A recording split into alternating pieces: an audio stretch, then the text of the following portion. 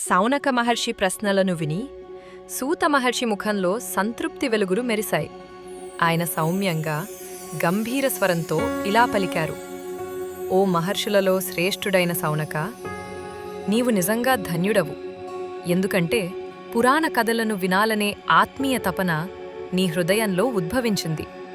అందుకే నేను పవిత్ర శాస్త్రాల్లో అత్యుత్తమమైన జ్ఞానాన్ని వివేకపూర్వకంగా ఆలోచించి నీకు వివరిస్తున్నాను. ప్రియమైన మహర్షి, ధర్మసిద్ధాంతాలన్నిటి నుంచి పుట్టిన దివ్యమైన ఔషధంలాంటి ఉపదేశాన్ని శ్రద్ధగా వినుము. ఇది నిజమైన భక్తిని పెంపొందించేది, భగవాన్ శివుని సంతోషపరిచేది అయిన అమృతస్వరూపమైన జ్ఞానం. ఓ మహర్షి, కాలసర్పమనే మహాభయాన్ని కూడా నాశనం చేయగల శక్తి దీనికి ఉంది. ఈ శివపురాణం ఇది పూర్వకాలంలో స్వయంగా భగవాన్ శివుడే ప్రవచించినది.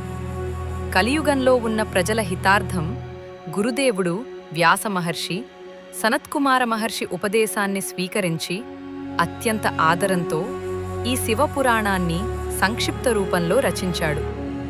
ఓ మహర్షి, కలియుగంలో ఉన్న ప్రజల మనస్సును శుద్ధి చేయగలిగే సాధనం శివపురాణం తప్ప ఇంకొకటి లేదు. ఇది వినిన వారి హృదయం పవిత్రమవుతుంది. ఇది ఆశ్రయించిన వారి జీవితం ధన్యమవుతుంది.